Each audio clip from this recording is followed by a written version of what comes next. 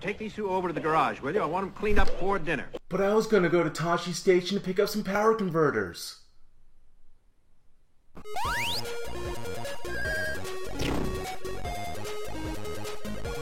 Ladies and gentlemen, welcome back to Unbox. This week, I am doing the Black Series Luke Skywalker and Speeder that I actually got at my first Force Friday event. And I gotta say, that was pretty lame. A friend of mine, Mazzy, and I went to Toys R Us at midnight last month for the Force Friday event. It was cool beforehand. They had a couple of, I guess, cosplayers come out in Stormtrooper armor and Imperial armor.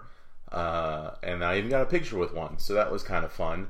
About 5 minutes before they actually opened the doors, employee came out. He says they're going to have this aisle right as you open the door that has all the new Star Wars figures, as well as the regular Star Wars aisle that's going to have all the new figures. He said, limit of 2 per character per customer. So, like, if you wanted 2 of the Luke Skywalker Speeder set, that's the most you can get. So I was thinking that they're going to have it all. They're going to have, the new Rey, the new Luke, Thrawn, Hera, and whatever else. I'm thrilled. I'm like, oh yeah, there's going to be so many cool things here. Walk in, I see this for Black Series, and then I see, I believe it's Commander Gree, who was a Toys R Us exclusive.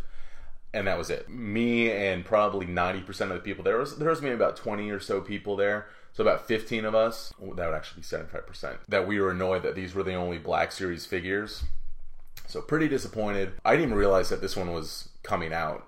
I thought this was going to be like a December release for some reason. So I got this, $60. I also got the shirt, which is pretty cool. That was free. And then they also included this Last Jedi poster, which again, also cool, both free, but it was a little disappointing to, expect just this monolith of Black Series figures, and there's only 2. So I ended up getting this one at Toys R Us, like I said, $60. Didn't get Gree. Might get him in the future, doubtful. It was $25. The regular Black Series figures were $20. So I don't know why that one was $5 more.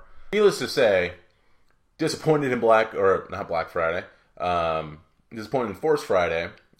Next year, I might give it one more go, give it a chance. But it seemed like last year, from the people that were in line, it was a better event than it ended up being this year. So, and obviously I know Toys R Us is having some financial problems, which sucks. So go to Toys R Us, support them. So yeah, got this. Let's get into it.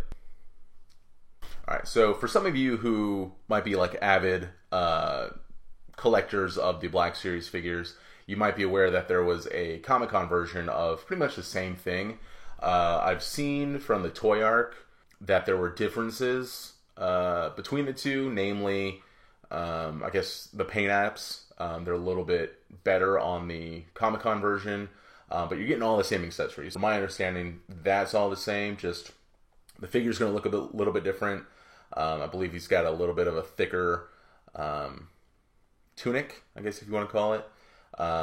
As well as the Speeder looks like it has a little bit more paint apps on it that make it look a little bit more damaged and worn. So that's my understanding of the main differences. Alright, so we'll get into the Speeder first, and I'm just going to kind of put it together and then check out Luke, and then I'll give the overall breakdown. So it comes, it's the main Speeder there, and then it's got 2 accessories. So it looks like this, or not accessories, but pieces to assemble. So this just slides in the back there, and it fits snugly. I don't know, can this come back out? Am I going to... Okay, I think once that's in, it's in. And then the windshield sort of snaps in there. And then lastly is the stand, and that just fits in there. And then it looks like it's hovering. Ta-da! So going in the Speeder, it has a couple of openings. So you can see inside there kind of the engine and the working of it. A couple of flaps back here. One is empty, so I'm guessing that's where you can maybe put his hat and his binoculars, and then there's one here that is has some more, I guess, engine parts or speeder parts. It's also got like a little holster there for his rifle. Got instructions here that basically just tell you how to put it together. So it looks like you're supposed to pop out the shield first, or excuse me, the windshield, before you put in any characters. And then it looks like there's a peg for R2-D2 to snap in right here. I'm wondering if that's the 40-year-old or the 40 anniversary release that maybe has that, or if the original one has that from something else and it's just retrofitted to lock in there. So I'll check that out when I'm doing the cutaway. So if it's there, it's already included. If not, I'll have a subtitle that says not included. Anyway, into Luke, if you know what I mean. Alright, so the figure out the box comes with his little poncho here. The poncho is actually a lot lighter and softer than I expected it to be. I expected it to be sort of a thick, almost canvas-like material. And by that standard, in comparison, it's actually a little more silky than what I was expecting. So yeah, if he tilts his head forward, one, he's got a great range of motion on the head. Just goes straight forward like that. Getting into his actual like New Hope attire that he wears for the rest of the movie. I'm not usually a big fan of like the soft fabric stuff, but I gotta say, this actually looks pretty good. It doesn't really inhibit his motion or anything like that, nor does it look too bad bunched up. In scale, this is going to kind of bunch up more than it would be if this was an actual person wearing it. But it's not, it's nothing that ruins the figure. I'm sure his belt comes off, and I'm sure you can take off his tunic here or his shirt. I'm not going to do that. That's just a little weird, and then it also seems like a lot of effort to put it back together. So I'm just gonna leave that alone. That's for you to do at home in your own time, away from cameras. Let's get into his accessories. So again, you get the poncho here. Just tilt his head forward, and that'll actually get it on easier. Tilt his head back, and it kind of locks it into place there. And accessory-wise, again, you get his binoculars here that you see him kind of hunting for R2-D2 when he goes off. Actually, it looks like it has a little, sort of clip on it, so you can put it on his belt. Slides on the belt right there, and then he's got, next to that, he's got a little loop that you can, or a little hook that you can put his lightsaber on. So next is his grandpa bucket hat with goggles. The goggles don't move, they're just molded right in there. Next is his rifle. You'll forgive me if I don't know the full name of it.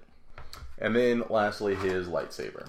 So it comes in the box straight out like that with the blade. Mine looks like it was packaged at a little bit of an angle, so it's already a little tilted. That's the problem. These materials, at least for the accessories, can sometimes be a more softer, malleable plastic.